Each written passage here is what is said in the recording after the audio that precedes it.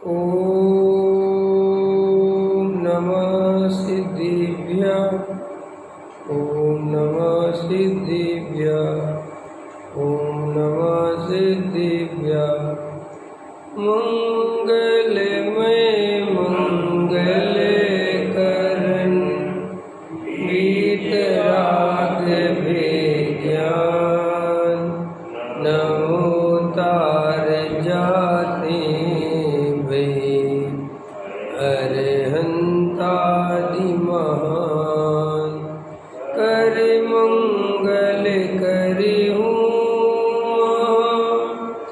ग्रंथ करन के काज जाते मिले समाज सब पावे निज पद राज सेवे उपाय करते प्रथम कारण मंगल रूप विघ्न विनाशक सुख करन नमो सोदस विभु संतप्त मानस शांत हो जिनके गुणों के गान में विवर्धमान महान जिन बिखरे हमारे ध्यान में। मोक्ष मार्ग प्रकाशक नौवा अधिकार पुरुषार्थ से ही मोक्ष की प्राप्ति। यदि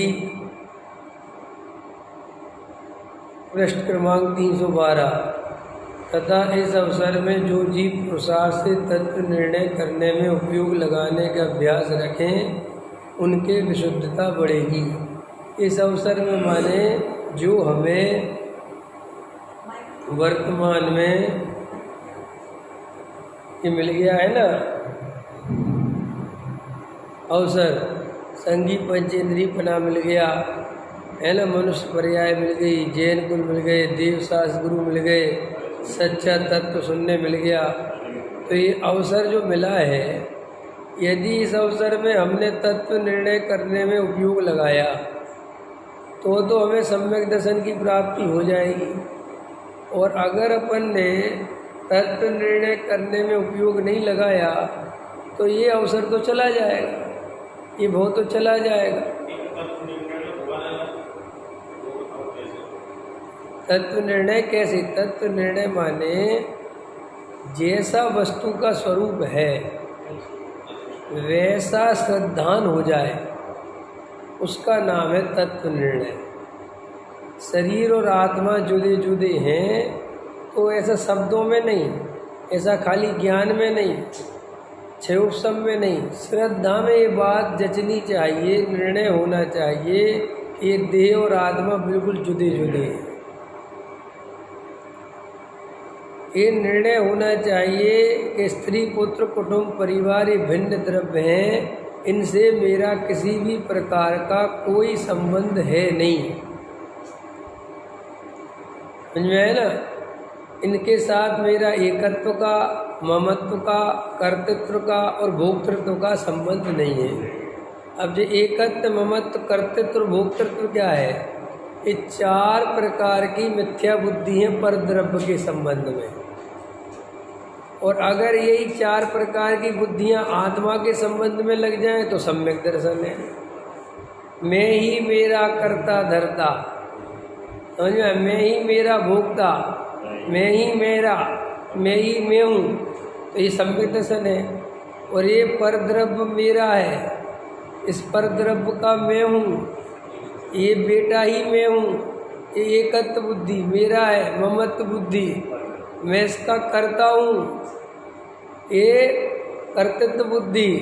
और मुझे परद्रव्यों से सुख मिलता है, स्त्री पुत्र मकान दुकान गाड़ी मोटर बंगला रुपया पैसा धन धान सोना चांदी, इनसे मुझे सुख मिलता है, समाज से मुझे सुख मिलता है, मान सम्मान से मुझे सुख मिलता है।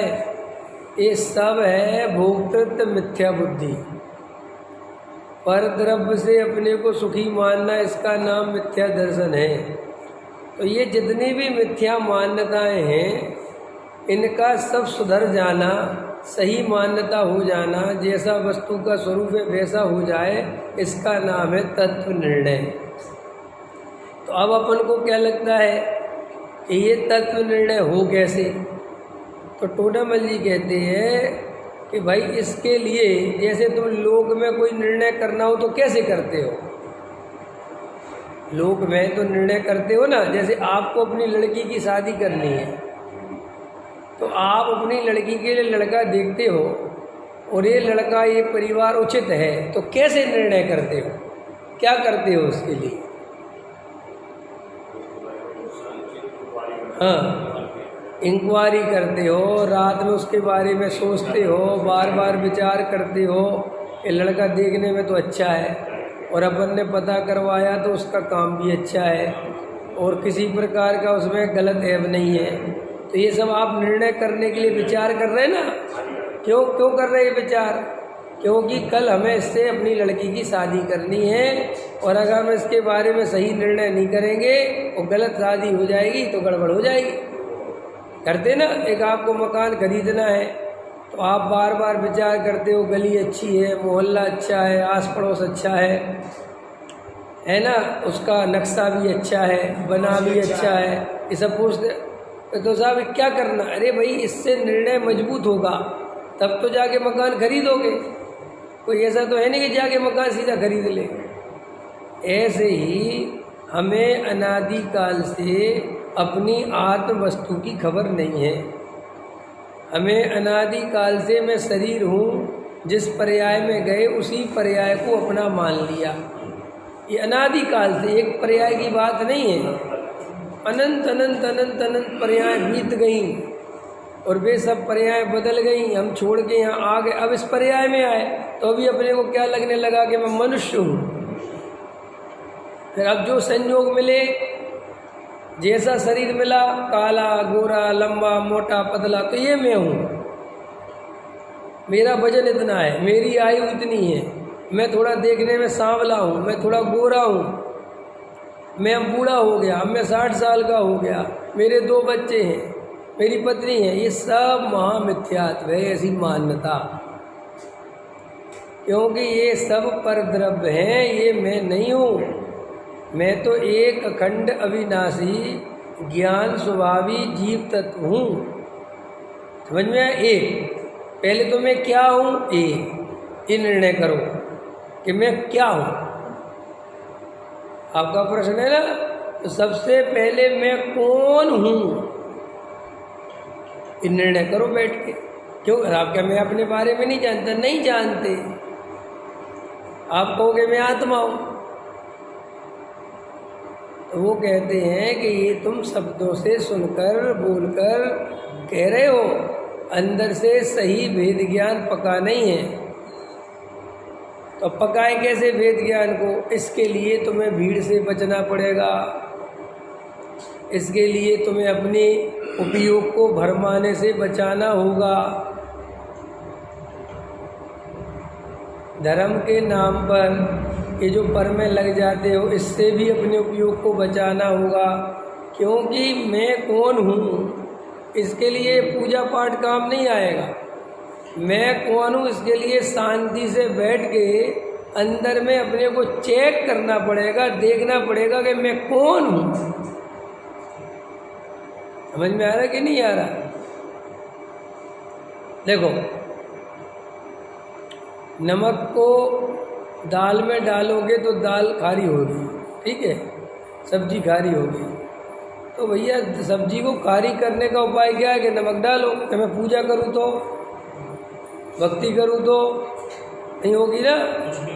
ऐसे ही मैं कौन हूँ ये जानने के लिए भगवान की पूजा काम आने वाली नहीं है। तो फिर भगवान की पूजा करे कि नहीं? अरे भगवान की पूजा इसलिए करी जाती है, प्रभु आपने एक ज्ञायक बताया, त्यों लोक में नाथ अनुपम जताया, यही रूप मेरा भाया, महानंद मैंने स्वयं में ही पाया।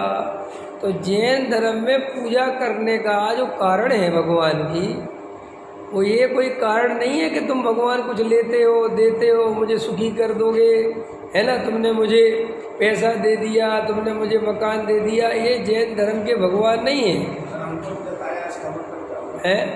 अनुपम जताया माने आनंद लिया, आनंद हुआ। समझ में आया कि नहीं आया? हम आपका बहुत बहुत आभार जताते हैं, धन्यवाद। जताना माने होता है धन्यवाद देना। हे भगवान, अनुपम जताया आपके प्रति मेरा अहोभाव निकलता है कि मैं अनादि काल से 84 लाख योनियों में जन्म मरण करते करते करते करते कितने दुख पाए हैं, और महाभाग्य से ये मनुष्य पर्याय मिली, और आप मुझे आप जैसा सच्चा देव मिल गया, आप जैसे सर्वज्ञ भगवान मिल गए, और आपने जो वस्तु का स्वरूप बताया और उसका जब मैंने अनुभव किया, श्रद्धान किया, तो मुझे अनुपम आनंद आया। और ऐसा आनंद आया कि अब मैं 4 गति 84 लाख योनि से हमेशा के लिए छूट जाऊंगा। ये मेरा निर्णय हो गया, अब मुझे मुक्ति मिलेगी। इसलिए हे भगवान, आपके प्रति मुझे बहुत बहुमान आता है, आपके प्रति बहुत धन्यवाद का भाव आता है। तो अब मैं आपका धन्यवाद कैसे ज्ञापित करूं, क्या करूं आपके लिए? तो भगवान कहते मैं तो परम वीतरागी हूँ, मुझे तो तुझसे कुछ लेना देना नहीं है। लेकिन अपन को तो बहुमान आए बिना नहीं रहता, उनकी भक्ति आए बिना नहीं रहती। तो फिर अपन उनके सामने पूजा करते हैं, स्तवन करते हैं, स्तुति करते हैं, वंदना करते हैं, उनके गुणों का अनुवाद करते हैं। भाई यही उनकी भक्ति है। लेकिन भगवान की भक्ति करने से मैं कौन हूँ ये नहीं पहचानोगे। मैं कौन हूँ ये पहचाना, इसलिए भक्ति हो रही है। अब अंतर समझ में आया? ये दयादान पूजा भक्ति करने से कुछ नहीं मिलता, हमें मिल गया है कुछ। क्या? दयादान पूजा भक्ति करने से जीव को कुछ नहीं मिलता, जीव को मिल गया है भगवान के निमित्त से। इसलिए उनकी भक्ति पूजन स्तुति वंदना करे बिना उसको रहा। और ये तो सरल है, ये कोई भगवान के संदर्भ में अकेला नहीं है, लोक में भी है। जैसे मैं किसी मुसीबत में था, बहुत दिन से परेशान चल रहा था, मान के चलो मेरा कोई काम नहीं बन रहा था, और आप मिले और आपके निमित्त से वो मेरा काम बन गया, तो मुझे आपके प्रति धन्यवाद का भाव आएगा कि नहीं आएगा? आएगा। और काम इतना कठिन था कि मैं कई वर्षों से परेशान हो रहा था। माने धन्यवाद भी किस आधार पे होता है? धन्यवाद एक तरह का नहीं होता, जैसा काम वैसा धन्यवाद। मान के चलो मैं 20 साल से फंसा हुआ था किसी काम में, और आपके द्वारा आपके निमित्त से वो 20 साल से जो काम अटका था वो बन गया, तो आपके प्रति धन्यवाद का भाव अलग टाइप का आएगा। और एक धन्यवाद ये भी होता है कि मैंने एक गिलास पानी मांगा, आपने दे दिया और मैंने कहा धन्यवाद। एक धन्यवाद ये भी होता है। लेकिन दोनों धन्यवादों में अंतर है कि नहीं है ना? है? समझ में आ गया? कि समस्या भी बताऊं। मान के चलो एक आदमी 25 साल से किराए पे रह रहा, और किराए के मकान में बहुत परेशान हो रहा बेचारा, और उसके पास 20 लाख हैं और मकान आ रहा 30 लाख का, और तुमने उसको 10 लाख रुपए दे दिए कि जब हो जाए चलती देना। तो वो जो तुम्हारे प्रति धन्यवाद से भरेगा वो अलग होगा, क्योंकि बेचारा 25 साल से परेशान है। ठीक है? तो अपन 84 लाख योनियों में जन्म मरण करते आ रहे हैं। निगोद से इतनी लंबी यात्रा है कि उसकी आप कल्पना ही नहीं कर सकते। इतने दुख सागर में गोते खाते खाते आया हूँ, और यहाँ आके महाभाग्य से जैन कुल में मनुष्य पर्याय में जन्म मिल गया। ठीक है? और सच्चे देव शास्त्र गुरु मिल गए, और सच्चे देव शास्त्र गुरु के निमित्त से जो 84 लाख योनि का जन्म मरण का चक्र है उसके नाश करने का उपाय समझ में आ गया। निगोल से बचने का मार्ग मिल गया। तो अब जिनके निमित्त से वो रास्ता मिला है, इतने दुखों से छूटने की जो कुंजी मिली है, अब उनके प्रति बहुमान आएगा कि नहीं आएगा? बस वो बहुमान का नाम है स्तुति, पूजन, भक्ति, समझ, वंदना। ये सब उस धन्यवाद के ज्ञापित करने के तरीका है। और हमारे पास भगवान को धन्यवाद देने का कोई उपाय नहीं है, क्योंकि हमारे भगवान रागी देसी तो है नहीं कि हम भगवान को नारियल चढ़ा के खुश कर दें या चांदी का चम्मच चढ़ा के। हालांकि अपन कोशिश करते हैं, लेकिन भगवान को तुम्हारी चांदी सोने की चम्मच से कोई फर्क नहीं पड़ता। अच्छा बताओ, ये जो ऊपर आदिनाथ है ना और महावीर, तो आदिनाथ का पहले अपन नॉर्मल थाली में करते थे ना प्रक्षाल, अब आजकल चांदी की में करते हो, तो भगवान तो खुश होते होंगे कि जे मेरे भक्त बहुत अच्छे हैं। हाँ वही वही। अच्छा ऐसा सोने के भी आ गए, कोई चोर वोर ना आ जाए हैं, क्यों? तो अब तो भगवान को बहुत प्रसन्नता होती होगी कि जे मेरे भक्त तो बहुत ही अच्छे हैं, सोने के कलश ले आए। ऐसा होता होगा क्या रमेश जी? नहीं होता। तो फिर कि भाई ये तुम्हारा, हाँ वही बता रहा हूँ, ये तुम्हारे बहुमान को ज्ञापित करने का तरीका है। अब तुम भगवान के प्रति क्या करो, तो तुम्हें ऐसा लगता है कि हे भगवान क्या क्या कर दूँ, क्या, लेकिन ये क्या क्या कर दूँ ये तब फायदे का है जब तुम्हें उनका असली उपकार याद हो। वरना ये ऐसा होगा कि रोड से किसी आदमी को पकड़ा, घर ले गए, शरबत पिला रहे, जूस पिला रहे, दूध पिला रहे, वो कह रहा भैया पिला क्यों रहे, क्या हो गया? कि ये तो हमें पता नहीं, तुम तो पियो। फिर कह रहे चांदी के कलशा में पियो, फिर कह रहे सोने के कलशा में। तो सच बात बताओ, वो आदमी परेशान हो जाएगा कि नहीं हो जाएगा? वो पिएगा नहीं, वो सोचेगा जहर वहर तो नहीं पिला रहा। होता है कि नहीं? अपन को बिना परिचय के कोई इतना प्रेम करने लग जाए तो अपन को शंका होती है कि भैया तुम इतना प्रेम क्यों कर रहे हैं हमसे? हमें जानते भी हो कि हम कौन हैं? इन्हें हम जानते बांधते नहीं हैं।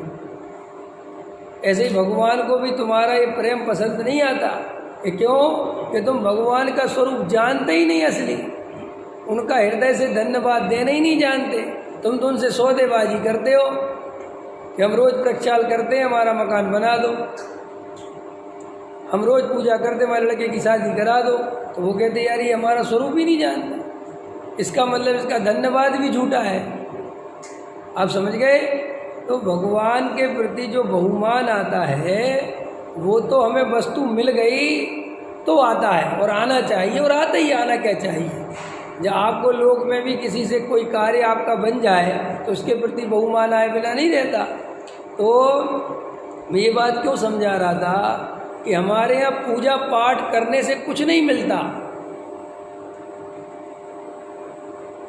क्या समझा रहा हूँ मैं? हमारे यहाँ पूजा पाठ, भक्ति, व्रत, उपवास करने से कुछ नहीं मिलता। हमारे यहाँ तो मिल जाता है तो ये होता है, उल्टा है। पकड़ में आ रहा कि नहीं आ रहा? तुम भगवान के सामने घंटे खड़े रहो और ये सोचो कि भगवान मुझे सम्यक दर्शन की प्राप्ति हो जाए, 3 काल में नहीं होगी तो फिर कैसे होगी? ये तत्व विचार करोगे, तत्व निर्णय होगा। जैसा सर्वज्ञ देव ने बताया है वैसी श्रद्धा होगी। जैसा सर्वज्ञ देव ने वस्तु का स्वरूप अपने केवल ज्ञान में देखा है तुम्हें वैसा श्रद्धान होगा। एक द्रव्य दूसरे द्रव्य का कर्ता धर्ता नहीं है। मैं जीव तत्व हूँ, जानना देखना मेरा स्वभाव है, शरीर आदि में नहीं हूँ, आश्रव आदि दुखरूप हैं। जब ये श्रद्धान होगा और अपनी आत्मा की सच्ची पहचान होगी तब तुम्हें भगवान का बहुमान आएगा। वो सच्ची पूजा है। पूजा करने से तत्व नहीं मिलता, तत्व सही निर्णय करे तो फिर सही पूजा का भाव आए बिना रहता है। और पूजा का भाव ये अष्ट द्रव्य ही होना चाहिए, और ये ऐसा ही होना चाहिए। अर्थ नहीं है तुम्हें यहाँ बैठे हो और भगवान की महिमा चल रही है तो ये भगवान की पूजा हो रही है। तुम दुकान पे बैठे हो और तुम्हें अंदर में महावीर भगवान की बहुत भक्ति चलती है, देव शास्त्र गुरु का बहुमान चलता है, तो वो प्रति समय भगवान की पूजन भक्ति है। और अच्छा बताओ, भगवान के प्रति आपको 24 घंटे भक्ति रहती है कि जब प्रतिमा के सामने आते हो तब होती है? बताओ। 24 घंटे रहती है कि जब भगवान के सामने आते हो रमेश जी तब होती है? 24 घंटे नहीं रहती। पता है आपको 24? नहीं सुनो, बस 24 घंटे क्यों नहीं रहती पता है आपको? 24 घंटे भक्ति तब रहेगी जब भगवान से आपको कुछ मिलेगा। मिलेगा माने वो जो उनने वस्तु स्वरूप बताया है, अगर वो आत्मानुभूति तुम्हें होगी तो 24 घंटे भगवान की भक्ति रहेगी। अभी जो हमारी भक्ति है, अगर हम मिथ्या दृष्टि है तो वो भक्ति 100% नकली है, परंपरा वाली है, देखा देखी वाली है, अथवा कुछ भगवान से मिल जाएगा, पुण्य बनेगा, स्वर्ग मिलेगा, पाप से बचेंगे, ये सब आशा के कारण है। और अगर अपन सम्यक दृष्टि हैं, अपने को सच्चा तत्व निर्णय हुआ है, तो वो श्रद्धा में 24 घंटे भगवान की भक्ति है। क्योंकि आत्मा की महिमा आई, आत्मा की श्रद्धा जगी, और ये आत्मा किसके निमित्त से मिला? जैसे अपन को अपने गुरु के प्रति भक्ति रहती कि नहीं? तो कैसे? जब भी मुझे तत्व की विशेष महिमा आती है तो मुझे डॉक्टर साहब की महिमा, गुरुदेव श्री की महिमा आए बिना रहती, मैं करता नहीं हूँ, लेकिन मुझे जब भी इसका विशेष आनंद आता है तो साथ में अपने बब्बा, गुरुदेव श्री, डॉक्टर साहब याद आए बिना रहते नहीं। एक बार ये तो उपयोगात्मक याद हो गई। और श्रद्धा में तो तीनों के प्रति जो बहुमान है वो कब छूट जाता है? कभी छूटता है वो बहुमान? वो तो बना ही है। ऐसे ही देव शास्त्र गुरु का बहुमान सम्यक दृष्टि को करना वरना नहीं पड़ता, वो तो अंदर उसके बना ही है, चाहे वो उपयोगात्मक हो और चाहे नहीं, उससे क्या फर्क पड़ता है। और हम लोगों ने उपयोग को भक्ति समझा है, क्रियाकांड को भक्ति समझा है। ये मैं काय पे बोल रहा हूँ, आप लोग लेट आ रहे हो, आजकल प्रवचन चालू हो रहा है 8 बजे करेक्ट। ये अरविंद जी का प्रश्न था कि मुझे द्वारा तत्व निर्णय समझना है, मैं इस पे समझा रहा हूँ। तो तत्व निर्णय करने में आपको एकांत खोजना पड़ेगा, आपको भीड़ से हटना पड़ेगा, आपको गहरा स्वाध्याय करना पड़ेगा, आपको बार बार तत्व विचार में लगना पड़ेगा, आपने जो वस्तु का स्वरूप समझा है उसे बार बार उपयोग में लेना पड़ेगा, और पर द्रव्य से उपयोग हटाना पड़ेगा, तब जाके ये तत्व निर्णय होगा।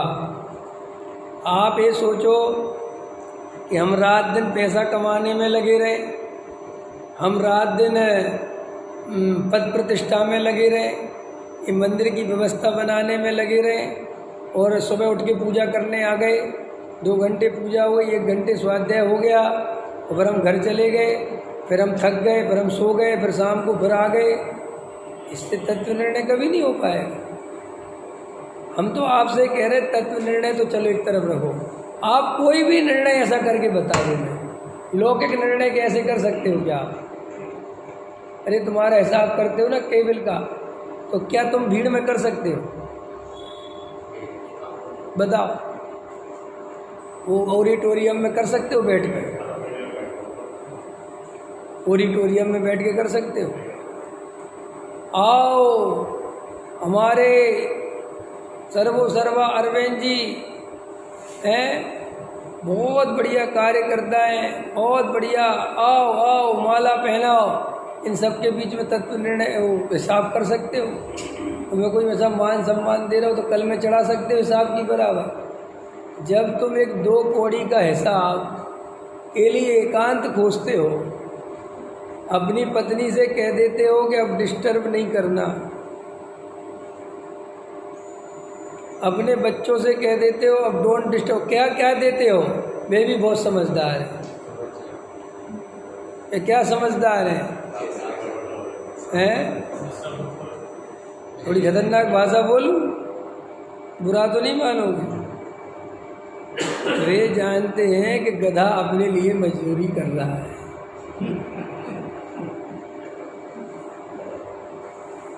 बुरा तो नहीं लगा? क्या जानते हैं वे कि ये गधा हमारे लिए मजदूरी कर रहा है, इसको डिस्टर्ब नहीं करना है, वरना अपना काम बढ़ जाएगा। हाँ, यही तो बुद्धि की दिवालियापन है। अरे हर बात सोची नहीं जाती, और हर बात कही नहीं जाती, और हर बात विचार भी नहीं करनी पड़ती। वो तो अंदर पड़ी। गधे का अर्थ वो नहीं है जो तुम गधा अर्थ लगा रहे। तुम वो ढेंचू वाला गधा नहीं कह रहा हूँ मैं। अरे गधा माने वो ये जानता है कि अपने मतलब का काम हो रहा है। तुम कभी भी देख लेना, तुम व्यापार आदि कार्य करना, तुम्हारी पत्नी बच्चे तुम्हें इतना डिस्टर्ब नहीं करेंगे, लेकिन तुम धर्म का कार्य करना, 2 घंटे घर में स्वाध्याय करके देखना, ना तुम्हें डिस्टर्ब करे तो बता देना। और पता क्या कहेंगे? मुंह पे कहेंगे कर क्या रहे हो? स्वाध्याय तो कर रहे हो, कोई आफत डाल रखी क्या? मैंने स्वाध्याय उसकी नज़र में कितनी हल्की चीज़ है, और पैसे का हिसाब चढ़ाना कितनी बड़ी चीज़ है। ये आया कहाँ से? ये 5 साल के बच्चे में भी आ गई ये बात। कहाँ से आ गई? क्योंकि उसने देखा कि जब पापा हिसाब चढ़ाते हैं और मैं एक शब्द बोलूं तो पापा बैंड बजा देते हैं, लेकिन पापा जब स्वाध्याय करते हैं तो पापा की गोदी में भी खेलूं और बाल भी लोच लूं तो भी पापा कुछ नहीं कहते। तो समझ जाता है कि ये इम्पोर्टेंट काम है और ये ऐसे ही काम है। अभी भी काहे के लिए समझा रहा हूँ कि अगर हमें तत्व निर्णय करना है तो उसके लिए गंभीरता चाहिए। ये तुम्हारे मजाक मस्ती से तत्व निर्णय होने वाला नहीं है। हाँ, निर्णय हो जाए उसके बाद मजाक मस्ती करते रहो, चलेगा। जब रिश्ता होता है कैसे होता है? अभी तक मैंने तो करी नहीं, तुम लोगों ने तो कर लिया भाई। अरविंद जी ने भी कर लिया, जैन साहब ने, सब नहीं कर लिया, मैं ही अकेला बचा हूँ। ठीक है कि नहीं? कैसे करते हो रिश्ता? क्या होता है रिश्ता करने का तरीका क्या है? आप लड़का देखने गए, देखो ध्यान से, आप अपनी लड़की के लिए लड़का देखने गए, तो आप जाते हो और उसके घर पहुंचते हो तो आपकी नज़र, आपका तरीका बाहर से और आप कैसे हो और बातचीत करते हो, लेकिन अंदर आप पूरे सजग और सावधान रहते हो और एक एक चीज़ पर नज़र करते हो कि नहीं? वो कह रहा और भाई साहब, अरे हमारे तो वो भी रिश्तेदार, अरे अपन तो कोई भी हमारा, हाँ अरे भाई साहब हमारे भी हैं, अरे साहब ये सब करते कि नहीं करते? इधर उधर की कितनी बातें करते हैं, समझ में आए? लेकिन इधर उधर की बातों में भी तुम्हारी नज़र कहाँ रहती है? अब मेरा प्रश्न है, ये सावधानी क्यों है तुम्हारे अंदर? वो तुमसे कह रहा रसमलाई खाओ और तुम रसमलाई खा भी रहे हो, लेकिन रसमलाई का स्वाद ही नहीं पता, तुम्हारा दिमाग पूरा घूम रहा है। क्योंकि तुम्हें भी पता है कि ये 2 घंटे यहाँ देखा दाखी है और इसी में मुझे सब जांच परख करनी है। उसकी माँ आई तो उसकी माँ को भी देखते हो, कैसे बात करती है, कैसे उठती बैठती है, कैसे पहनती है, कैसे इसके वो सब देखते हैं ना अपन। तो आप ये विचार करो कि आप में ये सब गंभीरता, ये अंदर की सजगता क्यों आ गई है? क्योंकि वह एक ही बात अंदर बैठ गई है कि अगर गलत निर्णय हुआ तो मेरी बेटी को दुख मिलेगा। बोलो है ना? निर्णय ऐसे ही करते हैं ना? कैसे करते हो? लड़की देखने गए, यहाँ से केबल वाले का फ़ोन आ गया, जी कॉपर क्या रेट चल रहा है, तो बताने बैठते हो? हाँ जी कॉपर जी चल रहा है जी, कोई बात नहीं जी, ले लो जी। करते ऐसे करते हो? क्यों नहीं करते? जबकि आपको पता है कि ये पार्टी का इम्पोर्टेंट फ़ोन है, तो भी उससे ज़्यादा इम्पोर्टेंट अभी ये काम चल रहा है, अभी ये कोई फ़ोन अटेंड नहीं करा जाएगा। और सुनो, इधर उधर की बात पे, मुद्दे की बात पे आते हो। कि जी आपका लड़का क्या करता है। अभी तो इधर उनके बाप मताई भाई बहन को देख रहे थे, अब लड़का ही आ गया तो फिर लड़के को देखने का और गहरा हो जाता है, बिल्कुल हिसाब किताब होता है कि नहीं होता है, आंखें फिर और ज़्यादा खुल जाती हैं। फिर लड़का क्या करता है, कहाँ तक पढ़ा लिखा है, जो जो कुछ भी है। तो आप लोग में भी तत्व निर्णय माने कोई भी निर्णय करते हो तो ऐसे ही होता है। तो फिर ये तो आत्मा का निर्णय करना है भाई साहब। वहाँ तो लड़का सामने दिखता है, यहाँ तो आत्मा दिखता भी नहीं है, अंदर छुपा हुआ है। और ऐसा छुपा हुआ है कि उसको अंदर गहराई में जाके देखने जाओ तो वहाँ राग द्वेष विकल्प की बाढ़ आती है। निर्विकल्प आत्मा दिखता नहीं है, विकल्पों से भरा हुआ जंजाल दिखता है। अब उस विकल्प जंजावाद को शांत हो, नहीं समझ में आया, और वो उपयोग में बिल्कुल निर्मलता हो, शांति हो, सूक्ष्म हो और एकदम गहरा गहरा गहरा गहरा गहरा जावे और कोई डिस्टरबेंस नहीं हो, उस समय कोई कर्म का उदय तीव्र नहीं हो, कोई अंतराय नहीं आवे, कोई विघ्न नहीं आवे, तब जाके कहीं वो तत्व निर्णय हो सकता है। अब आया अरविंद जी समझ में, तत्व निर्णय कैसे कर सकते हैं। तो जब तक हमें तत्व निर्णय की आवश्यकता महसूस नहीं होगी हम नहीं करेंगे। और ये गलत बात है लोगों के अंदर जो बैठ गई है कि चौथे गुण स्थान में सम्यक दृष्टि पंचेंद्रिय के विषय भोगता रहता है और उसका सम्मेलन बना रहता है। ये बिल्कुल ठीक बात है, लेकिन तुम इस आधार से अगर पंचेंद्रिय के विषय भोगों में लगे रहोगे और ये सोचते रहोगे कि वो तो सम्यक दृष्टि है, तो मूर्ख, वो जब सम्यक दृष्टि हुआ ये तो पूछो कि हुआ कैसे है वो।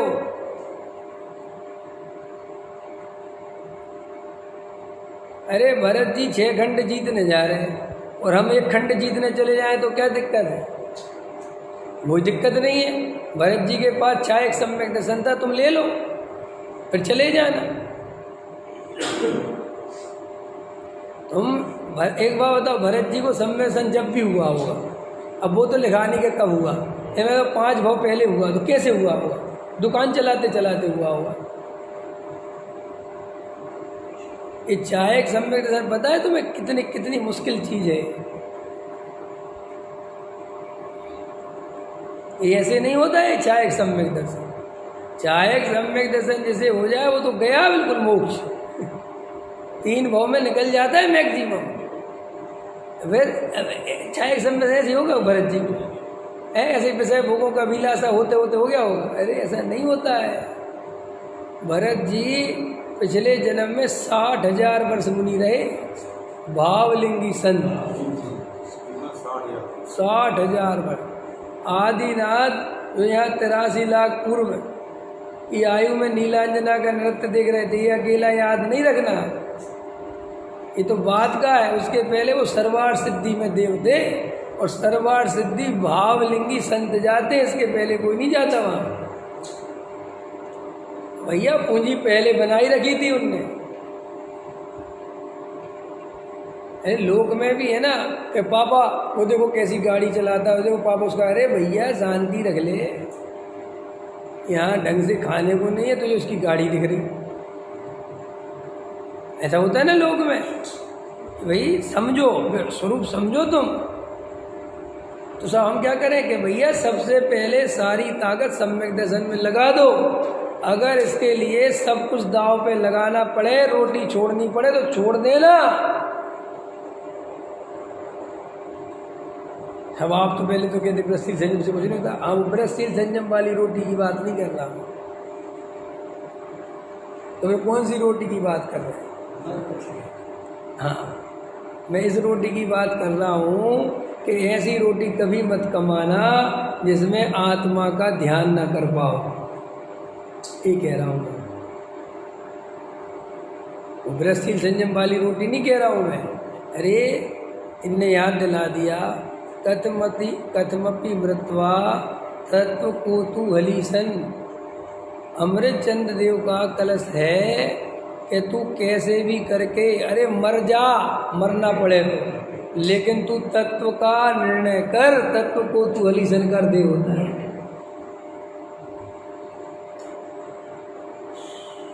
समझ में आया? शरीर को कष्ट देने की बात नहीं है। संसार से बच्चे मर जाएंगे। हाँ देखो, शरीर समझो, अच्छा थोड़ा देखो, शरीर को कष्ट देने से धर्म नहीं होता, एक बात, लेकिन शरीर में ही सारा उपयोग लगाए रखोगे तो भी धर्म नहीं होगा। क्या कहा मैंने? शरीर को कष्ट देने से कभी धर्म नहीं होता, सम्यक दर्शन नहीं होता, लेकिन सारी चेतना अगर एक पुद्गल में, शरीर में, स्त्री पुत्र कुटुंब परिवार में ही लगा के रखोगे तो भी सम्यक दर्शन नहीं होगा।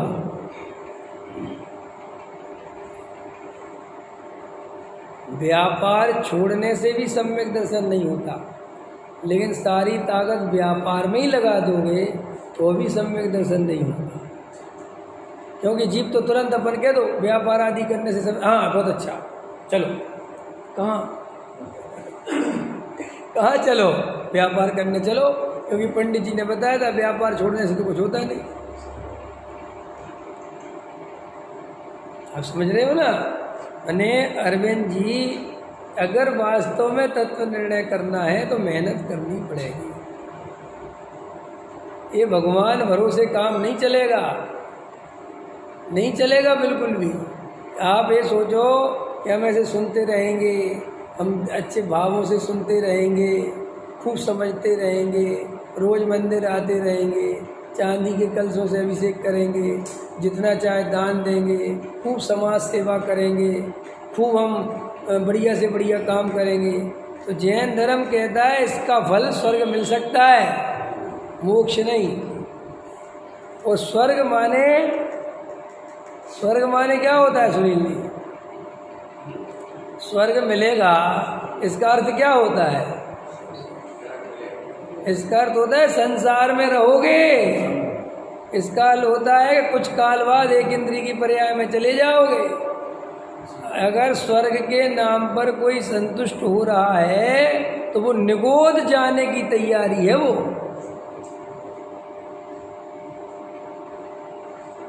अगर तुम स्वर्ग के लालच से बहुत प्रसन्न हो कि हम जो दया दान पूजा भक्ति करेंगे तो बहुत अच्छा रहेगा, कुछ नहीं होने वाला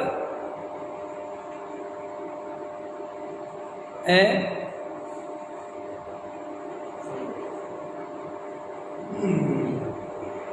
अभी तो हम कहते थे तो बहुत तकलीफ होती है ना विरसशील संयम में, सबको बहुत विरसशील संयम। अभी पता है सुमित जी ने क्या कहा कि निश्चय के बिना व्यवहार होता नहीं। क्या बोला हमने? निश्चय के बिना व्यवहार होता नहीं। और कोई ऐसा कहे कि जब तक निश्चय नहीं है तब तक व्यवहार की क्रियाएं करने में क्या दिक्कत है, वो कह रहे ये ऐसा ही है कि बिना केले के जब तक केला नहीं मिल रहा छिलके इकट्ठे कर लो। क्या ले रहे थे कि जब तक केला नहीं मिलता तब तक जो छिलके पड़े जाए तो इकट्ठे कर लें। ऐसे ही जब तक सम्यक दर्शन नहीं होता व्रत नियम तो पाल लें, इसका निषेध कर रहे थे गुल्लम गुल्लम। हमारे दिमाग में जो भर दिया है कि अरे ये आपको पता नहीं है, आपके अंदर एक संतुष्टि लाती है। आप जो 1 घंटे 2 घंटे पूजा कर लिए संतोष लाता है। आप हम करें कि नहीं करें? नहीं करने के साथ तत्व निर्णय नहीं कर पा रहे हो तो सोचो कि इसकी जगह मैं तत्व निर्णय करूं, चाहे पूजा 1 घंटे की आधा घंटा कर दूं। क्योंकि अगर मैं इतनी पूजा करने के बाद तत्व निर्णय के लिए समय नहीं निकाल पा रहा हूँ तो ये पूजा हानिकारक है, ये फायदेमंद नहीं है।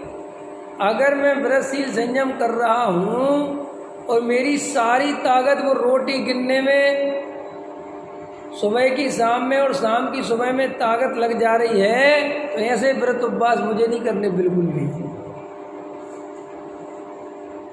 नहीं समझ में आया?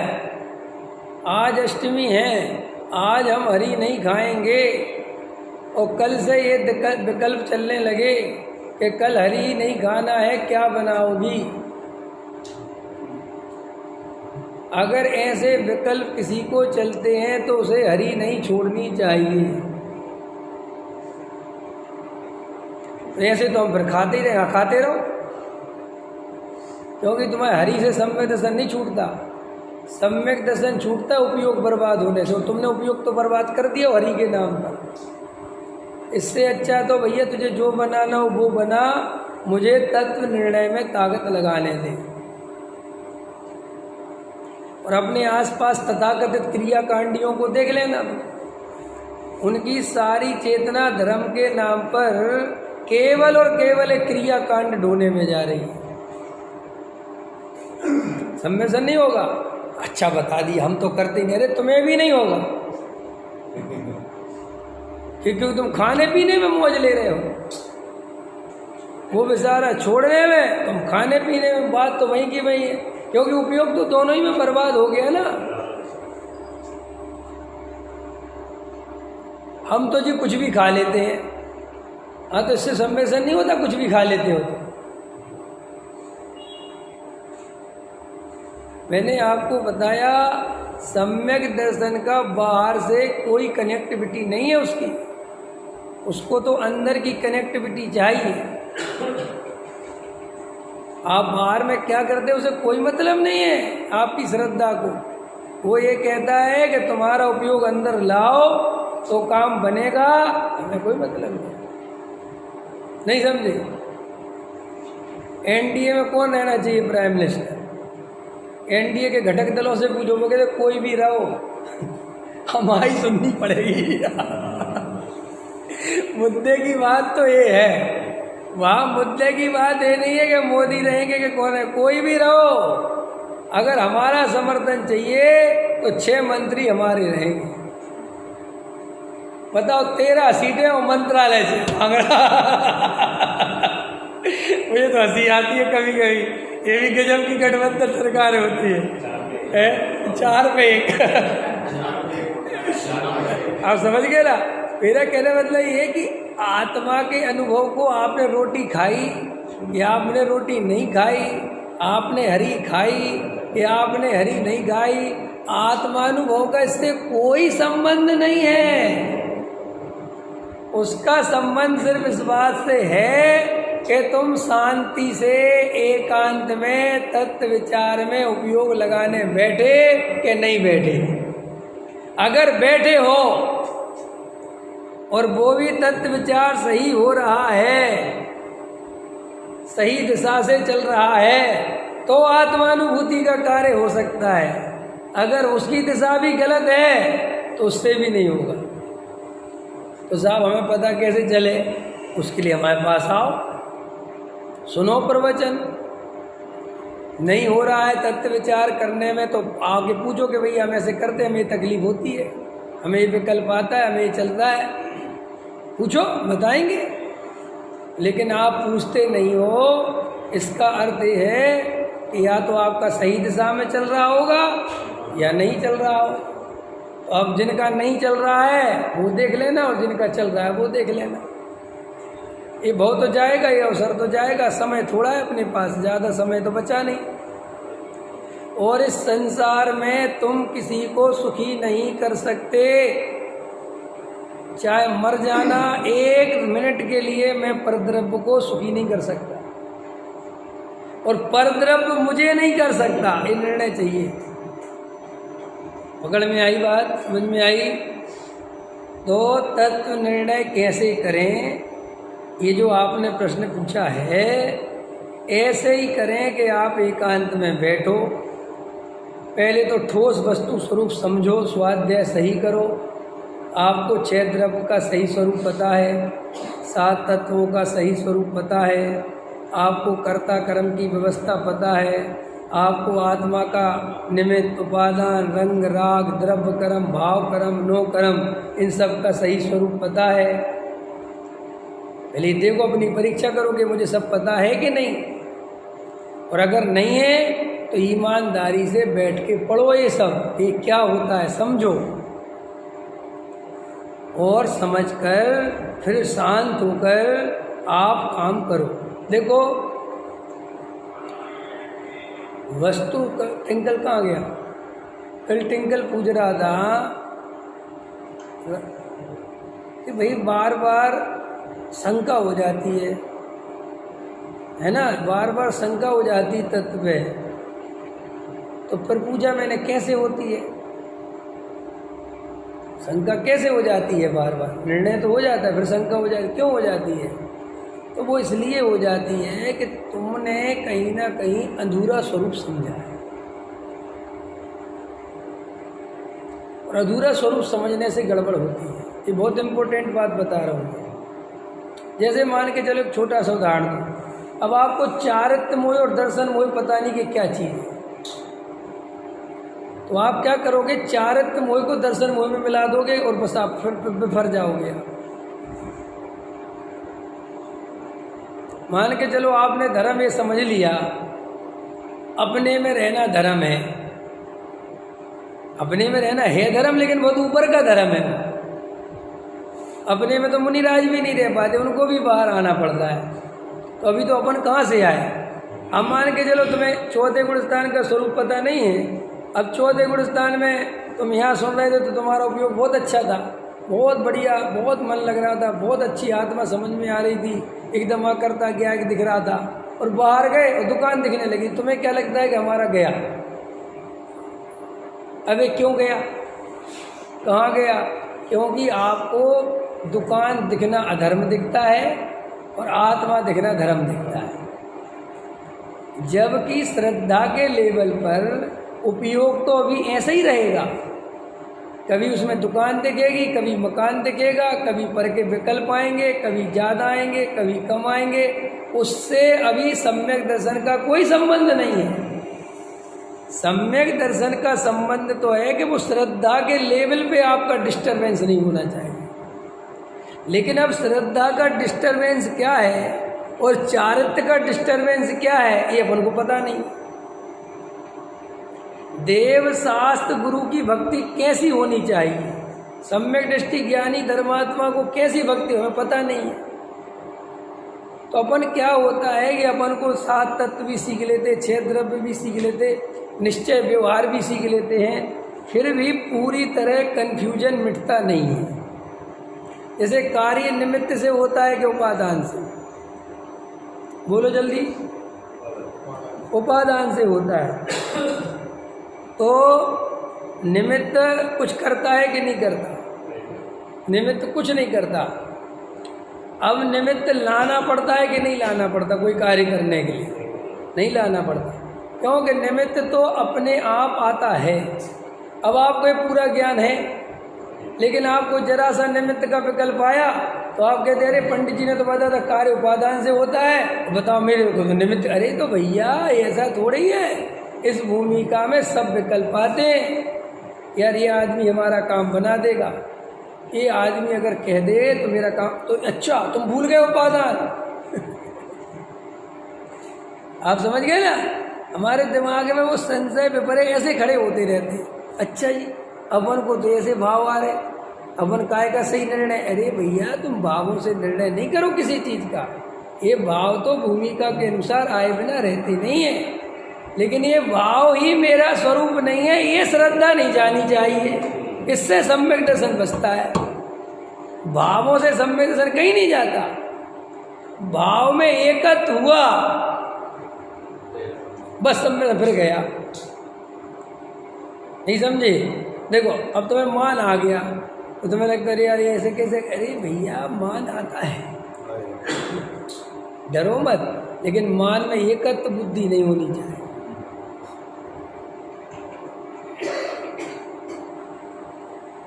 तो बात बनेगी। अब लेकिन सही नहीं समझोगे और जरा सा विकल्प आ गया, थोड़ी खाने पीने के ज़्यादा भाव आने लगे, मैं तो गया जी, मेरे तो काय का सम्यक दर्शन है। तो तुमने क्या किया? क्रिया को, औदिक भाव को उससे जोड़ दिया, जबकि उससे जोड़ना नहीं किसी कीमत पे, किसी कीमत पे नहीं जोड़ना है। मैं त्रिकाली ज्ञान स्वभावी भगवान आत्मा हूँ, जानना देखना मेरा स्वभाव है, चाहे नरक जाने का भाव भी हो वो भी मेरा स्वरूप नहीं है। इस पर टिके रहना है, अब तुम ऐसे तो टिक जाते हो जब नहीं होता। क्या कहा मैंने? ऐसे तो टिक जाते हो जी, औदिक भाव मेरा नहीं जी, सही कह रहे आप। और वो जरा ही सा बाहर औदिक भाव की मार पड़ती है और तुम लौट जाते हो बिल्कुल। अभी मैं तुम लोगों को पढ़ाऊं, परम परिणामिक भाव से भी बिना, भैया बहुत अच्छा एक भाव से भी, वाह जी बहुत अच्छा जी बहुत अच्छा। और बस ये अच्छा अच्छा कर रहे हो अभी, क्योंकि अभी कुछ दिख नहीं रहा। भाई बाहर जाके जरा ऐसा औदिक भाव आएगा, अरे सब सुनना बेकार है जी। बात तो वही कि भाई, अरे तो भाई तुम क्या सोचते हो कि तुम दिन भर ऐसे ही बने रहोगे? अभी जो उपयोग तुम्हारा चल रहा है, क्या दिन भर ऐसे ही बना रहेगा क्या? किसी कीमत पे नहीं बना रहेगा। अरे हमारा तुम्हारा क्या मुनिराज का नहीं बना रह सकता भाई। तो फिर हम क्या करें? ये करो कि जो उपयोग में जो औदिक भाव झलकते हैं, जो दशा बनती है, ये मेरा स्वरूप नहीं है।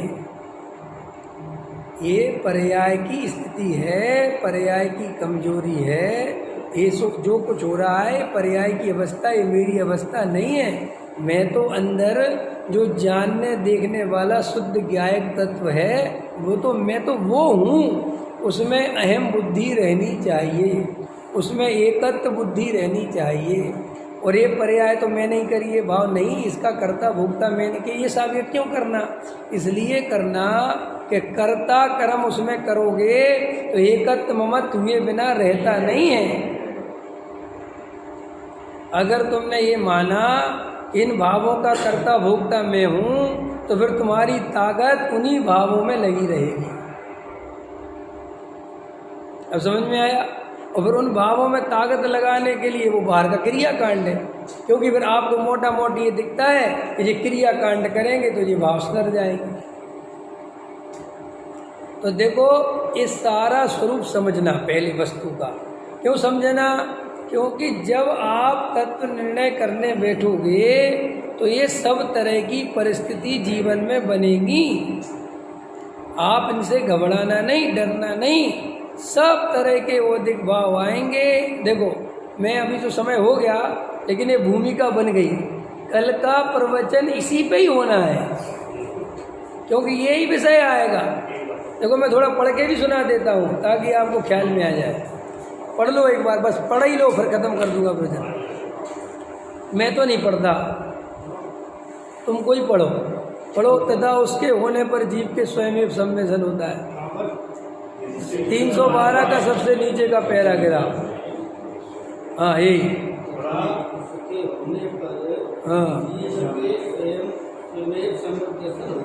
हाँ, और सम्यक दर्शन होने पर सिद्धांत तो यह हुआ कि मैं आत्मा हूँ, मुझे रागादेव नहीं करना। अब रुक जाओ, श्रद्धान क्या हो गया?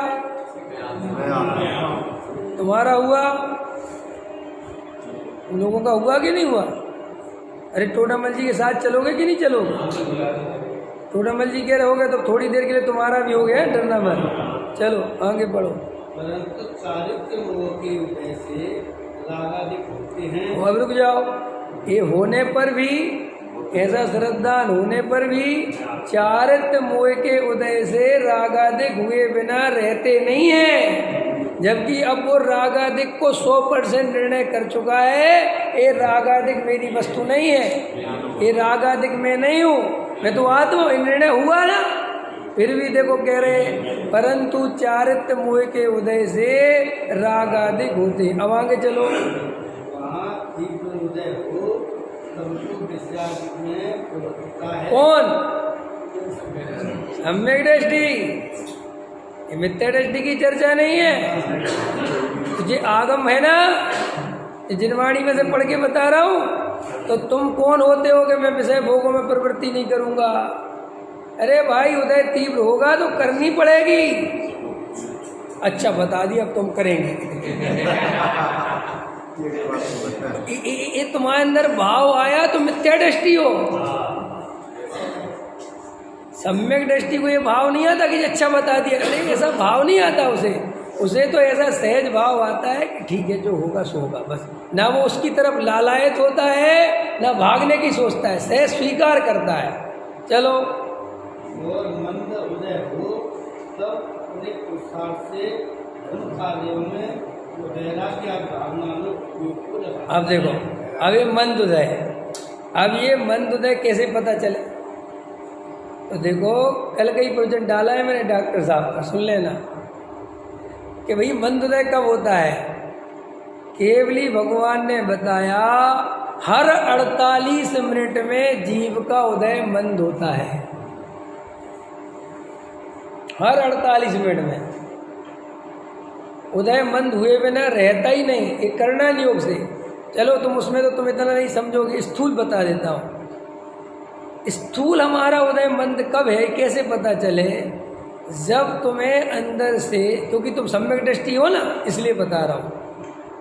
अभी उस अंत में बता रहा, थोड़ा ध्यान देना कि भाई सम्यक दृष्टि है तो क्या होगा कि जैसे ही उदय मंद होगा तुम्हें तुरंत वैराग्य भावना याद आएंगी, तुम्हें तत्ववादिक याद आएंगी, तुम्हें तो समझ जाना कि जी अपने आप से एकदम मन लग रहा है तो मेरा उदय मंद है।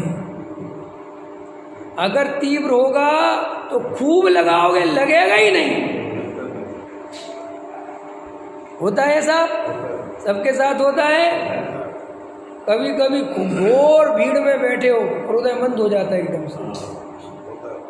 खूब भीड़ है और उदय मंद हो गया बिल्कुल, तो भाव ही नहीं आ रहा, बिल्कुल अंदर भाव ही नहीं आ रहा कि कुछ सम्मान दो, बैठे और वहीं तत्व विचार चलने लग गया। जबकि भीड़ इतनी है कि कोई सोच नहीं सकता कि यहाँ कैसे चलेगा, लेकिन उदय हो गया। उदय को भीड़ से क्या लेना देना। वो कभी कभी ऐसा होता है कुंडी भी लगा ली, सब कर लिया, नीचे भी दरवाजा लगा लिया, और लेकिन उदय इतना तीव्र है कि वो मन ही नहीं लग रहा बिल्कुल। देखो देखो देखो, ये सब ये वस्तु स्वरूप है, इसमें हम तुम क्या कर सकते। लेकिन रहना ईमानदार, बेईमान नहीं होना, न बेईमानी से वृत्ति संयम पालना और न बेईमानी से विषय भोग भोगना। पढ़ो, ठीक है। अब उसका कसाय मंद हुई, मान के चलो 100 नंबर की कसाय थी, 100% की कसाय थी, और वो मंद हुई तो 75 हो गई। अब 75 हो गई तो उसने क्या किया कि वैराग भावना आदि पड़ी, तो उसके निमित्त से और उदय 50 हो गया, 25 हो गया, 12 हो गया और खत्म हो गया, एकदम पंचम स्थान हो गया। ऐसे होता है, ऐसे क्रम है, ऐसे व्यवस्था है। और अगर उस मंद उदय के काल में वो वैराग आदि भावनाओं में उपयोग नहीं लगाए तो वो काल तो चला जाएगा, फिर तीव्र हो जाएगा। चलो, ऐसा होने पर देश चालित और सकल चालित करने का प्रकट हो जाता है। समझ में? वहाँ से वो कसाय मंद होते होते, हीन होते होते अभाव हो गया और आत्मानुभूति में उतर गया। तो आत्मानुभूति में उतरने पर उसके जो अप्रत्याख्याना वर्ण थी उसका भी नाश हो गया। तो कौन सा गुण स्थान हो गया? पंचम गुण स्थान, ठीक है, देश चारित्र। और अगर दो और ज़्यादा उतर गया तो प्रत्याख्याना वर्ण भी चली गई, तो मुनिराज बन गया। मुनिराज माने सकल चार्य। चलो, को धारण करके अपने पुरुषार्थ से धर्म में उन्नति को बढ़ाए, वहाँ विशुद्धता से कर्म की शक्ति हीन होती है। हाँ, उससे विशुद्धता बढ़ती है। हाँ, और उससे कर्म की शक्ति अधिक हीन होती है। इस प्रकार क्रम से लोक का नाश करे तब सर्वथा परिणाम विशुद्ध होते हैं। उनके द्वारा ज्ञानावरणादिक नाश हो तब केवल ज्ञान प्रकट होता है। पश्चात वहाँ बिना उपाय घाती कर्म का नाश करके शुद्ध सिद्ध स्वरूप को प्राप्त करता है। बराबर, सारा क्रम समझा दिया। पूरा मोक्ष मार्ग टोडामल जी ने इन 10 लाइनों में समझा दिया है कि तुम्हें क्या करना है, कैसे करना है, और मोक्ष तक बता दिया। खाली सम्यक दर्शन नहीं, मोक्ष तक पहुंचा दिया उनने। अब आप मोक्ष जाना हो तो करो ये काम, और अगर 4 गति में घूमना हो तो भैया जो करना है करो, हम तो कुछ नहीं कर सकते। लेकिन उपाय यही है, बिल्कुल यही उपाय है। पहले तत्व निर्णय से सम्यक दर्शन लो, सम्यक दर्शन होने के बाद शांति से देखो। जब उदय मंद दिखे तो पुरुषार्थ करो, जब उदय तीव्र दिखे तो प्रतीक्षा करो। क्या बोला? जब उदय मंद हो तो पुरुषार्थ करो, और जब उदय तीव्र हो तो प्रतीक्षा करो। काहे की? पुरुषार्थ। भैया भी रुक जाओ। इसके लिए टोटामली उदाहरण दिया है कि नदी तीव्र तेजी से बह रही हो और हाथ पैर चलाओगे, कल डॉक्टर साहब ले रहे थे उदाहरण कि भैया हाथ पैर चलाओगे तो 2 गलतियां हो जाएंगी। सुनो नहीं, वो उदाहरण को भी और खतरनाक कर रहा हूँ मैं। अब नदी बहुत तेजी से बह रही और तुमने एकदम हाथ पैर मारे और नदी की धारा तेज थी तो कितने ही हाथ पैर मारो, निकल नहीं सकते। तो साहब हाथ पैर मारने में क्या बुराई? बुराई है कि थक जाओगे, और फिर जब मारने चाहिए तब नहीं मार पाओगे। ये है। ऐसे ही तुम सम्यक दर्शन के बिना प्रस्थिर संयम पालोगे, ज्यादा हाथ पैर चलाओगे तो थक जाओगे, फिर जहां वो शक्ति जब लगानी चाहिए वहां नहीं लगा पाओगे।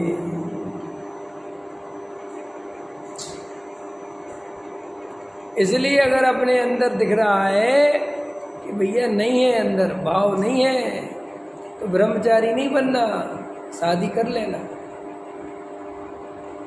खींच के ब्रह्मचारी नहीं बनना। जबरदस्ती स्त्री दुख रूप है, कौन बाजार से सामान लाएगा, कौन कमाएगा, अरे अपन को ये सब बातें जैन धर्म में स्वीकार नहीं है। वैराग्य लेने के लिए, वैराग्य के लिए तो जो वस्तु स्वरूप है, इन चिंतत सम सुख जागे, जिमि ज्वलन पवन के लागे। कौन सा चिंतन? वो जो 12 भावना में एकत्व, अन्यत्व, संसार, ये सब जो वस्तु स्वरूप समझा है, इनके चिंतन से वैराग गावे तो वैराग गाना चाहिए। मात संसार के दुख सोच सोच के स्त्री के चक्कर में भैया हो, अरे फिर कोई काम नहीं, ऐसे नहीं चले। तो फिर क्या करें? शांत रहो। चौथे गुण स्थान में भी रहे तो कोई हर्जा नहीं है। नहीं हो पाया 5 बात, क्यों? कि भैया ये है कि अगर चौथे में बने रहे तो इस बात की गारंटी है कि आज नहीं तो कल 2-4 भव में मोक्ष चले जाओगे। और अगर ज़्यादा ताकत लगाई और गाड़ी रिवर्स मार गई और मिथ्या दर्शन में आ गए तो भाई साहब हालत खराब हो जाए। इसीलिए शांति से बैठकर वस्तु स्वरूप का विचार करना, सहज रहना। रागाधिक ज़्यादा आए तो समझना कि तीव्र हृदय है, लेकिन ये मेरा स्वरूप नहीं है। और रागाधिक मंद हो तो सहज वैराग्य भावना आदि में उपयोग लगाना, और उपयोग लगता जाए, सूक्ष्म होता जाए तो होते जाने देना। उसमें क्या, डूब गए तो डूब गए, ऐसा पंचम हो गया तो फिर क्या हुआ, कोई बात नहीं, हो जाए, बढ़िया मजा आएगा। किसा फिर मेरी पत्नी का क्या होगा? अरे भैया ये चिंता जब तक सताती जब तक चौथा है और 5वां है। अगर इसके आगे की भूमिका बनेगी तो पत्नी पत्नी नहीं दिखेगी, फिर बात ही खत्म हो जाएगी, तो राग ही टूट जाएगा। समझ में आएगी? नहीं आया? तो स्वरूप है वस्तु का, उसमें क्या विचार करना। कोई स्त्री ऐसी चिंता करे कि मैं माँ बनूंगी और मुझे बच्चे के प्रति राग नहीं आया, तो मैं तो भैया ऐसा होता ही नहीं है। अगर माँ बनेगी तो राग आए बिना रहता नहीं है। ऐसे ही जब गुणस्थान बढ़ते हैं तो अपने आप ही संयोगों की चिंता, उनके विकल्प छूट जाते हैं। फिर इनका क्या होगा, इनका क्या होगा, ऐसे भाव आते नहीं हैं। ये तो कमजोरी बस ऐसे भाव आते हैं, और वास्तव में उनका होना क्या है? क्या होना है उनका? कुछ होना है? हिसाब में चला जाऊंगा, अरे भैया तुम्हारे होने से नहीं है उनका अस्तित्व। वे अपनी सत्ता, अपना उदय साथ में लेकर आए हैं और वे अपने उदय प्रमाण रह रहे हैं। उसमें क्या है? वस्तु का स्वरूप है। देखो जब भरत जी माने चक्रवर्ती आदि जब दीक्षा लेते हैं तो इतनी सारे उनका कुनबा होता है, 96,000 रानियाँ होती हैं, इतने उनके सगे संबंधी बंधु होते हैं, सब कुछ क्या क्या नहीं होता है। लेकिन बहरा गाया तो छोड़ के जाते हैं, तो ऐसा कहते हैं कि वो स्त्रियाँ अपने बाल खींच लेती, ये कर लेती, वो करती रहे, उन्हें फिर कोई विकल्प नहीं आता, ऐसा राग नहीं आता कि अरे रे रे रे ये मेरे कारण दुखी हो रही है, ऐसा भाव आता ही नहीं। फिर तो ऐसा श्रद्धान जम जाता है कि जे अपने मोह के कारण दुखी हो रही है। पता है कैसा होता है? जैसे मुनिराज हो गए थे, अब मान के चलो मुनिराज की उसी भाव की पत्नी उनके सामने आ जाए, हुआ था ना वो लड़का रख गई थी, है ना, एक कहानी है ना, अब तो ध्यान नहीं रहता ज़्यादा कहानी है, धनंजय सेठ, हाँ, तो वो रख गई ना, वो क्या अपना बच्चा, तो बच्चा रख गई, संभालो इसको, तो क्या हुआ, उठा के गोद ले लिया, ऐसा भाव नहीं आता फिर मुनिराज। फिर क्या होता है कि अगर उनकी वो स्त्री आगे बैठे जो उनकी पत्नी थी और आँख भी खुले ध्यान से बाहर आए, तो ऐसा नहीं कहते वो कि अरे मुझे माफ़ कर दे, अरे मैं आगे, ऐसे भाव नहीं आते। कैसे भाव आते? अरे तू मोह के कारण दुखी है जी, तेरी अवस्था में मेरी भी ऐसी हालत थी, जा जा, उसे जगाते हैं। अब उसे फिर उन्हें वो जीव दिखता है, उन्हें वो स्त्री फिस्त्री दिखती ही नहीं वो, तो वो कहती अरे आप मेरे पति, अरे कौन किसका पति, कौन किसका स्वामी, सब तरफ अपने अपने स्वामी, मैं तेरा स्वामी नहीं हूँ, ये भ्रम है तुझे, तू स्वयं की स्वामी, मैं ऐसा संबोधन देते। उसको बहरा गया था, वो भी आर्य का बन जाती है। मुनिराज का तो स्वरूप ऐसा है, तो आप ये मत सोचो कि आपके गुणस्तान पड़ेगी, आप भी फिर ऐसी बातें करोगे कि कुछ नहीं है, अभी मत करना, लेकिन अभी करोगे तो ढोंगे, और ऐसी बातें भाव आए भी तो भी नहीं करना ना। कई लोग होते हैं कि मेरी पर्याय को बुखार आ गया, आपने कहा कि ब्रह्मचारी नहीं बनना, अगर भाव ऐसे है तो शादी कर लेना। हाँ, आप ये अगर शादी हुए नहीं तो क्या करें?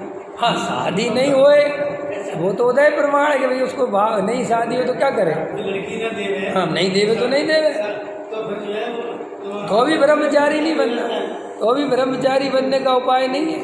शादी नहीं हुई इसलिए ब्रह्मचारी बन जाए तो ठीक नहीं है, उसे स्वीकार करना चाहिए कि मैं इस योग्य नहीं, मुझे कोई लड़की नहीं दी, लेकिन अब मैं शांति से रहता हूँ, अपनी धर्म आराधना करता हूँ, जो है और क्या है। लेकिन मजबूरी में महात्मा गांधी वाला काम नहीं, समझ में आया कि नहीं आया? हाँ, अब ठीक है, और ऐसे तो बहुत लोगों की नहीं होती, उसमें क्या बात है, लेकिन सारे ब्रह्मचारी बन जाओ और समाज पे बोझ डालो, ये तो अच्छा नहीं है ना। आप अपनी व्यवस्था बनाओ, बढ़िया से रहो, कोई बात थोड़ी। अटल बिहारी ने भी नहीं करी थी, अब्दुल कलाम की नहीं, क्या हुआ, अच्छा काम करे बढ़िया, उसमें कोई मतलब थोड़ी है। आपकी नहीं हुई, आप काम करो भाई, अच्छा बढ़िया स्वाध्याय करो खूब बढ़िया से बढ़िया, लेकिन उसे अंदर से ब्रह्मचर्य मत मानो, और ना बाहर किसी से कहो, सीधा कोई ईमानदारी से कोशिश तो खूब करी, हुई नहीं, लेकिन फिर इसके नंबर बनाते रहते हैं कि नहीं नहीं हमने तो करी नहीं, हमने तो करी नहीं। ऐसे नहीं करना, ठीक है। अभी का समय हो गया, ये जो पैराग्राफ अपन ने पढ़ा है इसमें एक प्रवचन के लायक और माल है, इसको कल पढ़ूंगा मैं। आपको ये उदय पूरा क्लियर होना चाहिए कि उदय होता क्या चीज़ है, ये औदिक भाव क्या होते हैं, किस तरह के आते हैं, कहाँ तक आते हैं, सब पता हो। इससे क्या होगा, अगर तुम्हें सही ज्ञान होगा तो तुम्हारे चित्त में आकुलता नहीं होगी फिर, क्योंकि ज्ञान नहीं होने से तो आकुलता होती है सारी। अब भरत जी को कोई आकुलता नहीं होती, जबकि इतना बहुत राग है, तो सब जानते, ठीक है। और अपन को वो क्या ख्याल नहीं है, तो अपन एकदम डिस्टर्ब हो जाते हैं, और वो इस लेवल पर डिस्टर्ब हो जाते हैं कि वो श्रद्धा खंडित हो जाती है। ये उपसम सम्यक्त में और होता भी है ऐसा, वो कहीं ना कहीं से उदय पाकर जिन बच में शंका कर लेता है, स्वरूप में शंका कर लेता है, इसलिए एक दिन में 20 दफे सम्यक दृष्टि और एक दिन में 20 दफे मिथ्या दृष्टि हो सकता है, उपसम सम्यक दृष्टि। क्या लिखा वो बनारसी दास जी ने कि लोहार की संडासी जैसी हालत है इसकी, कि भैया क्षण में छिन माई आग माई और छन माई पानी माई, एक मिनट में आग में और एक मिनट में उसमें देखी होगी, लोहार को देखा हो किसी ने तो है। तो ऐसे ही ये जो सम्यक होता है, तो अब भी सम्मेलन हो गया हो आप में से किसी को, सही निर्णय बन गया तो हो गया, और यहाँ से बाहर निकले और एकदम अधिक भाव आया, अरे काहे का, बस फिर वो गया। ऐसा ही है, सच्ची बात कह रहा हूँ मैं। आप ये मत मानना किसी को कि हमें हुआ ही नहीं, कई दफे हो भी सकता है किसी को और छूट जाता है, और यही शंका हो जाती, बस अधिक भाव हुए, वो क्रियाकांड हुए और तुम्हें शंका हुई। सहजानंदी